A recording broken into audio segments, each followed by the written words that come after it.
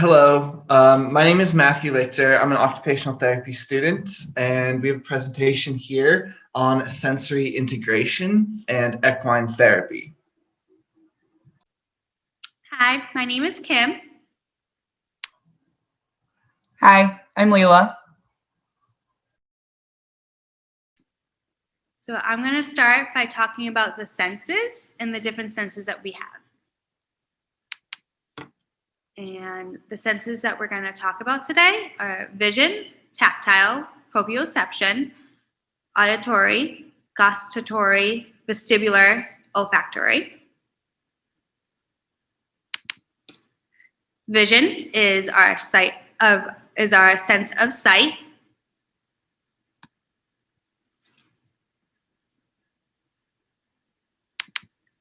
Tactile, which is our sense of touch.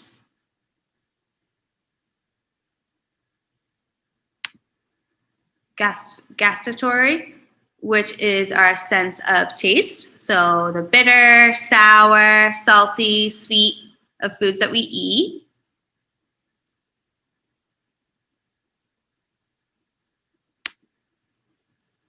Proprioception, the sense of your body and space.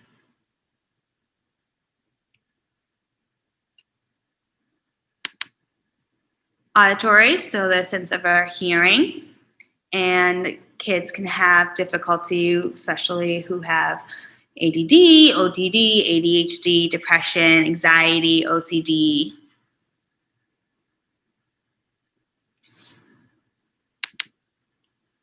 Vestibular, so the sense of body movement and balance.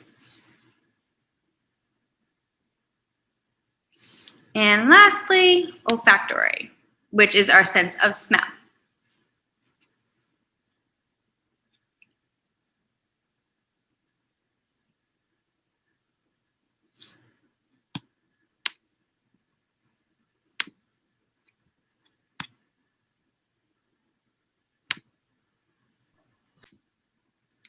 Next, we'll talk about the sensory integration. So what is sensory integration? A term used to describe the process in the brain that receives information from our senses, organize it, and respond appropriately. Next, we have a video to show about what sensory integration is and talk about the senses.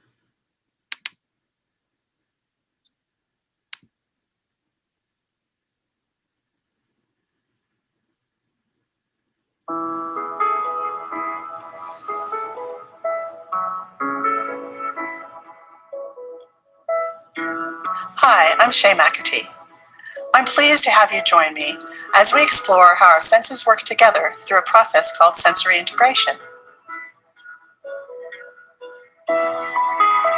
This makes it possible for us to learn, play, socialize, and just generally function in the world. But first, I'd like you to meet a friend of mine. He's going to help us understand how important our senses are in everyday life. Like you and me, he learns about the world through his senses.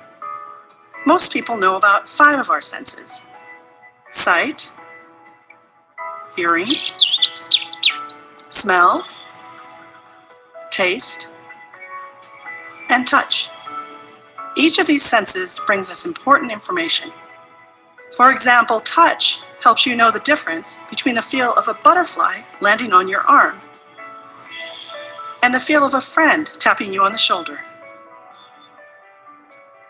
There are also 2 other senses that are very important. One is our sense of balance and movement, which comes from our vestibular system. This sense helps us move our body without falling, so we can do activities like walking, riding a bicycle, or even sitting correctly at a desk. It is also the sense that lets you know that you're moving very fast on a roller coaster, even if your eyes are closed. We also get important information from our body position sense, or proprioception. This sense gives you information about the position of your body parts without having to look at them. It helps you do activities like walking upstairs, without having to look down at your feet. This sense also tells you how much force to use when doing things like picking up and cracking open an egg. Putting together information from all of these senses makes it possible for us to participate in everyday activities. By integrating or combining all the information we get from our senses, we can make sense of the world around us and successfully move through and interact in our world. Most tasks involve a number of our senses working together. For example, when playing baseball, you need your sense of body position to know how you are standing and the position of your arms holding the bat. You need your sense of touch to grip and move the bat correctly in your hands. Your sense of vision lets you follow the ball with your eyes and helps your body know when to get ready to swing the bat. And your balance and movement sense helps you to stay upright, hit the ball, and run the bases. We all need to integrate our senses to engage in everyday activities. When everyday activities become frustrating for a child, it may be because they're having trouble organizing and using this information from their senses. Sensory integration issues can show up in many different ways. Your child might seem to be over or underreactive to different types of sensory experiences, such as textures, sound, or movement. Or a child might appear clumsy or disorganized, or have difficulty learning new motor skills. Every child is unique, both in their abilities and in their possible areas of concern. The good news is that there's help for children with sensory and motor challenges. Through occupational therapy, using a sensory integrative approach, a child can improve their ability to use sensory information while participating in a variety of fun sensory motor activities. Occupational therapy using this approach often takes place in a large gym that has lots of fun opportunities for children to experience movement and use their senses to play, learn, and develop. Therapy helps kids simply be kids, learning and playing alongside friends, and fully enjoying their young lives. Thanks for learning about sensory integration with me. If you think your child might have issues related to sensory integration, ask your pediatrician for a referral to an occupational therapist for an evaluation. And don't wait. The earlier you start, the better for your child. Next, we'll be talking about sensory processing disorder.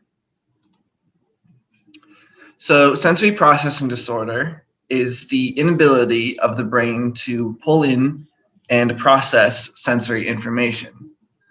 Oftentimes, sensory processing disorder is a comorbid condition with other common diagnoses, but there are often cases where sensory processing disorder is the sole condition.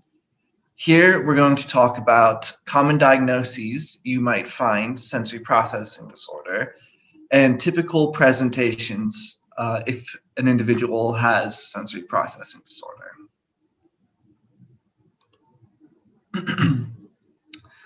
So some common diagnoses that you might find sensory processing disorder in is autism spectrum disorder, developmental delays, both specific and non-specific, other genetic or chromosomal abnormalities, if you experienced drug exposure when you were in utero, and cerebral palsy. This is not a comprehensive list, but these are some common ones that most people might have experienced in their life. Next, I'll talk about common presentations. So there's no typical presentation for people who have sensory processing disorder, and that is because it's a huge spectrum ranging from extreme to non-extreme on every single sense. And on top of that, they sometimes you experience two senses together, and other times you just experience one. So someone who has a light sensitivity won't experience light sensitivity to someone else who has light sensitivity as well. And additionally, if someone has light sensitivity and an auditory sensitivity, that'll also present differently than someone who has light sensitivity and a visual processing problem. So it's different for all individuals. Here I have a couple of common presentations and some examples in them. Again, this is not a comprehensive list, and just looks at some of the more common presentations. So the first one is light and auditory sensitivities. These are grouped together here, but these are two different senses. And the idea is your brain is processing your sensitivities at too high of a level or too low of a level, often referred to as hyper or hypo sensitivities. So if you had a light sensitivity, you might be covering your eyes. And if you had an auditory sensitivity, you might be covering your ears or avoiding areas that are loud. This occurs, we do this as normal functioning people as well, but people who had a sensory processing disorder would do this in relatively normal environments, such as a school with fluorescent lighting or simply going outside during a bright day. You can see how detrimental that might be for a child who is avoiding going outside because it's too bright. It stops them from socializing and stops them from playing, and it's going to affect their development. The next we have auditory and visual processing. So this is different from sensitivities. They're not receiving too much or too little sensory input, but rather they're receiving it just fine, but they're not able to process it very well. This is often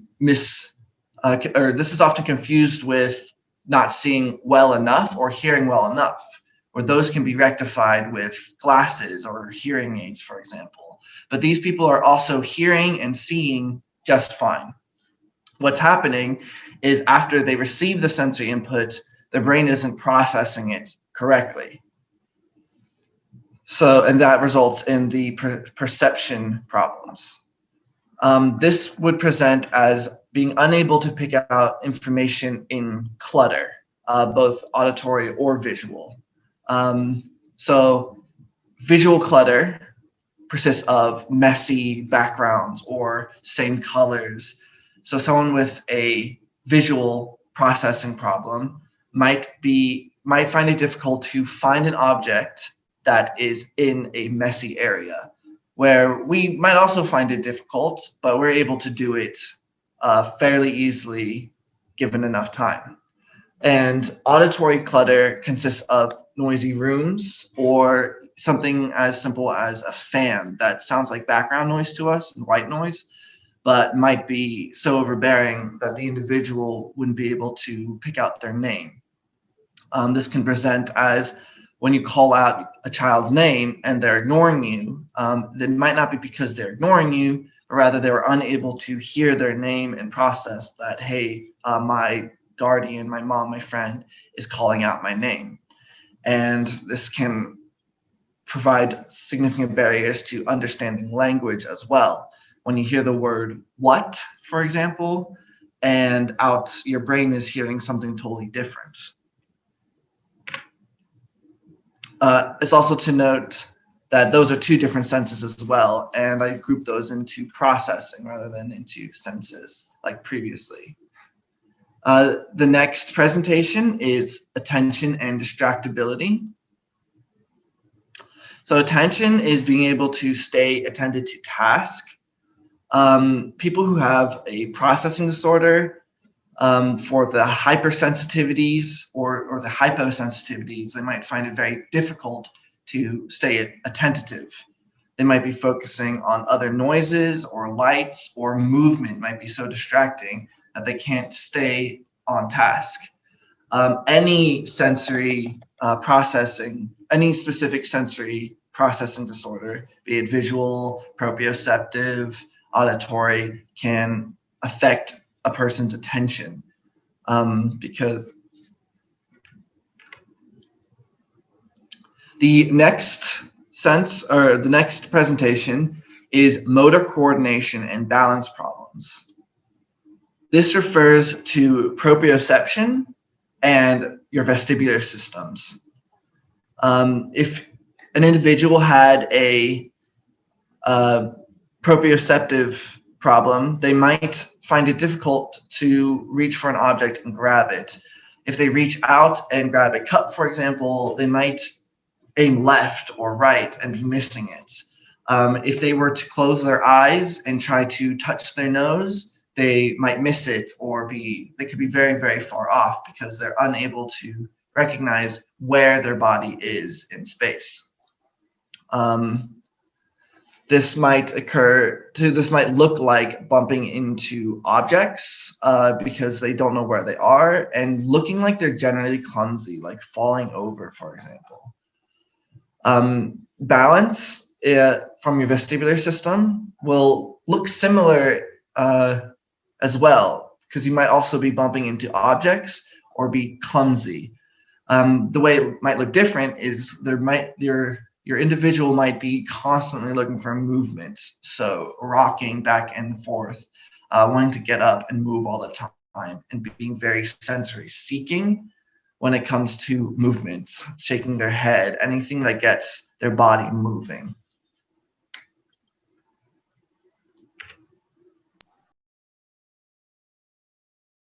The last presentation we'll talk about is tactile defensiveness. This involves your tactile sense, or your sense of touch. This might present as an aversion to certain stimuli. This might look like extreme discomfort from certain clothing articles, tags in the back of your shirt, or certain materials that are scratchy. We might find bearable, but to someone who had a processing disorder and had to go through that, it might be the only thing on their mind. And like previously discussed, that might be the source of their attention deficit. They might have extreme discomfort when their hands are sticky or dirty as well.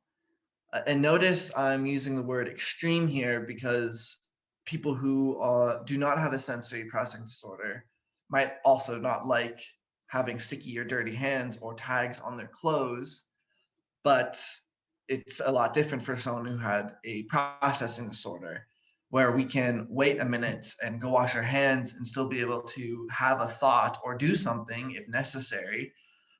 It might be almost impossible for them to continue any task before we remove the noxious stimuli.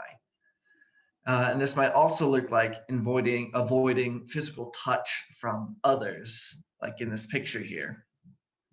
This might be very detrimental for a developing child who might be avoiding sensory tactile touch from their parent or their mom. That might tax a lot on the mother and the parents and affect them socially in the future.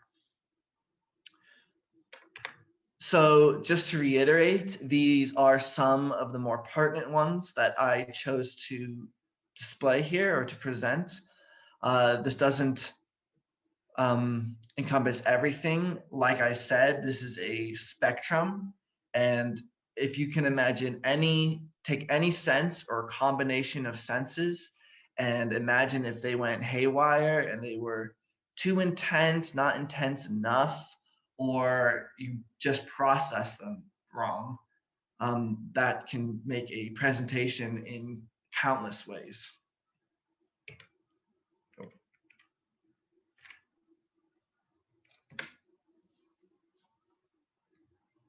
Okay. Okay, so next we will be moving on to path and equine therapy.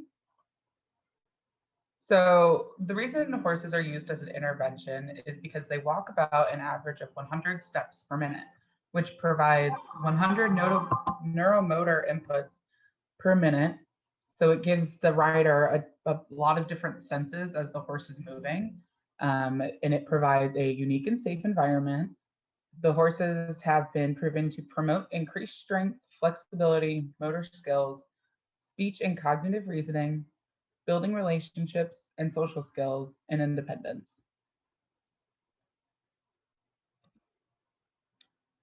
So if you're interested in therapeutic riding, there's an association called PATH, the Professional Association of Therapeutic Riding International. It was founded in 1969 to promote safe and effective therapeutic riding. They serve participants of all ages with a range of physical, emotional, behavioral, and cognitive challenges. They developed equine assisted activities and therapies, or EAAT, and the instructors must attend workshops and pass written and practical exams to become certified. So in different areas you can get certifications in are a registered riding, advanced riding, master riding, equine specialist in mental health and learning, therapeutic driving instructor, and interactive vaulting instructor. So this concludes our presentation of the senses and impacts of equine therapy. So next we'll be moving on into our portion in the barn.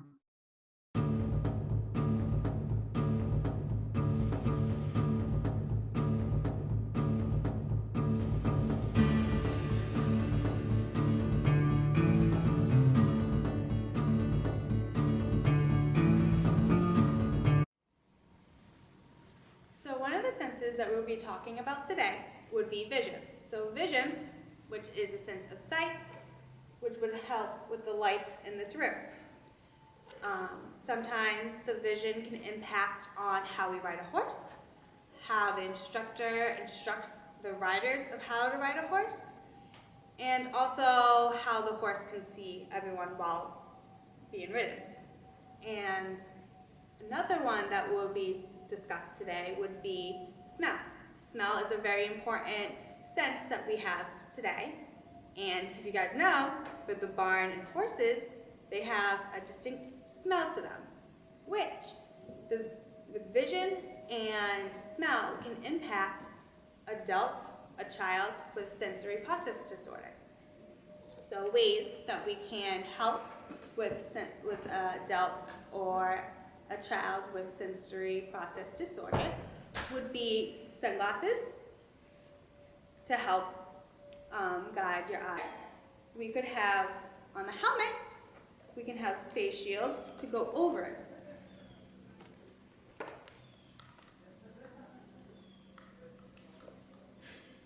You're doing good.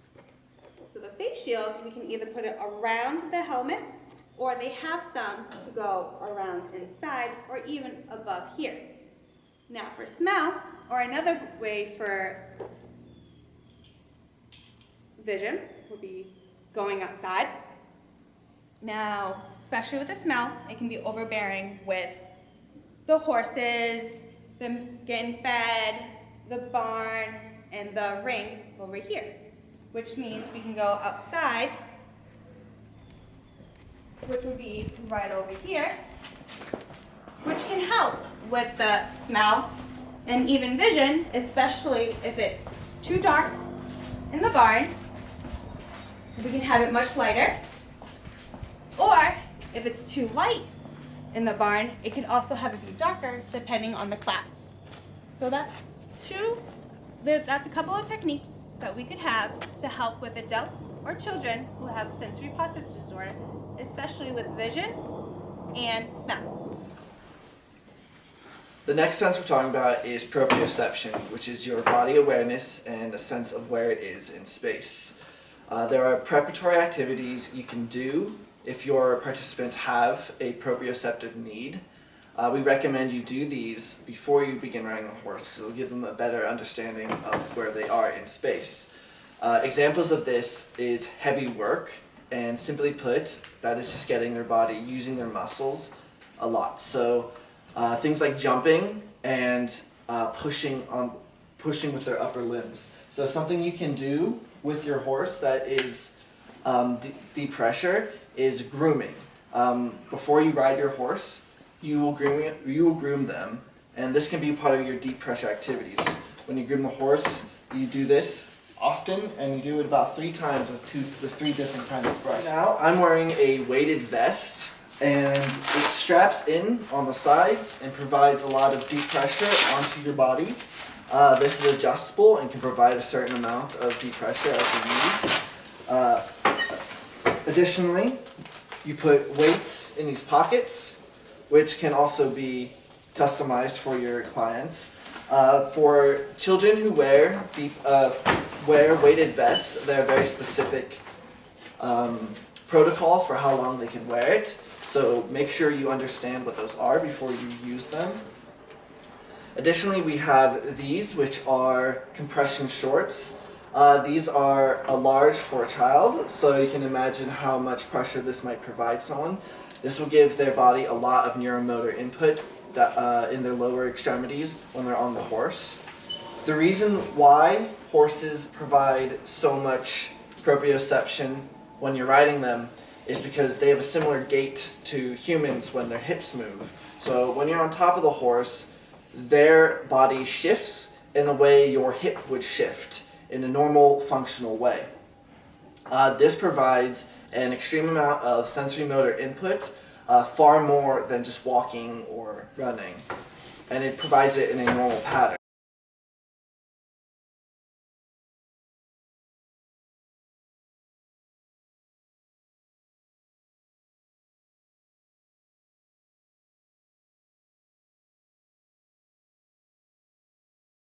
This is the tack room, and we're going to talk about tactile, our sense that it receives information. So through your hair and your skin, your body perceives different sensations like touch, pressure, movement, vibration, pain, temperature, those kind of things, which can really impact how you ride a horse, especially because you're on this horse and you have to touch the horse, you move with the horse, so there's a lot of different things going on. So first, we have a helmet. Everyone has to wear a helmet, so this isn't you can't avoid wearing a helmet. So there's different things that you can do to adapt the helmet. So they have different sorts of insides. You can make sure that it's padded, smooth. You can change how tight it fits on your head, and then also you can use a chin strap, but you can also put a padding underneath the chin strap, so it kind of takes that awkward pressure off of your chin. And then we have different kinds of saddle pads that you can use. So this one is a memory foam pad, so it's a little bit softer. This one is a traditional one where it's got the fur on it. And then this one is a gel pad, so it's a little bit stickier and it feels kind of funky. So you can use each different ones with the horse depending on what the rider likes. You can always try it, trial and error, see which one they like best. Then there's also this one, which is a little bit sturdier, a different texture, and it's more of like a wool feel. And then we have different types of reins that the riders can use. So first is the smooth one. So this is your basic one that most people would probably be okay with. But if this one isn't right for them, there's a rubber one, which provides better grip, and it has bumps on it, so it kind of feels like a bumpy in your hand. Then there's the braided rein, which it's just braided, so it has the bumps, it has a different texture to it. And then there's this one, which it has like a ridge in it and a line. So again, it's just trial and error. You just try them out, find out which one your rider likes.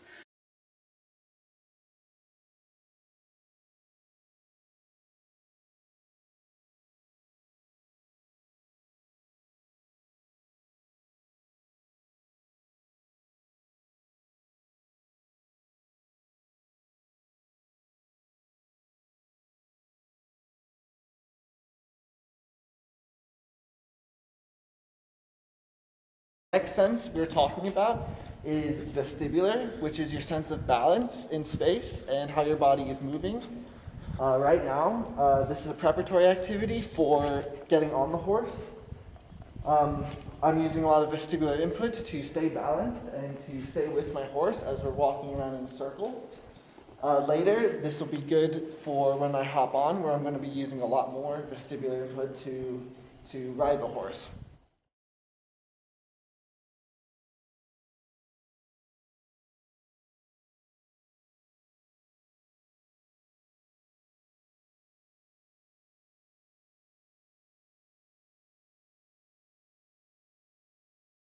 While I'm riding Sam, I'm using a lot more of my vestibular sense to stay balanced and move my hip with his hip.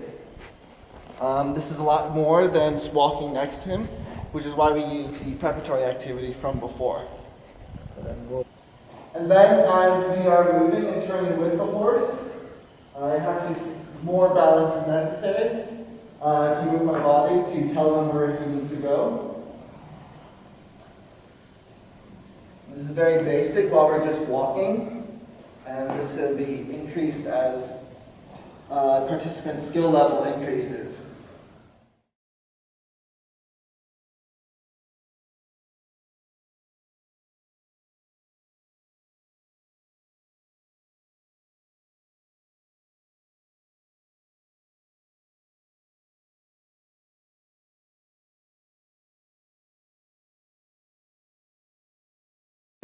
Here we have Sam, and we have our model up here. He's on the horse. You can see we have a different saddle or a different pad than we had before in the tack room. So he's got a couple different things going on. He's got this pad, and then he has the braided reins. So again, you can always change these if the rider doesn't, if they don't like the senses or how it feels. So those are changeable. And then the horse is soft. If you haven't felt a horse before, they're pretty soft, they're smooth, they're easy, but some people might not like that sense. So it's just good to ease into it. Just coming, standing, little pets, ease into it. So when you're also riding, you want to wear long pants, or you can wear long pants. So that'll kind of provide another layer of barrier between you and the horse. So that'll keep the and then it's recommended that you wear boots. So having good fitting boots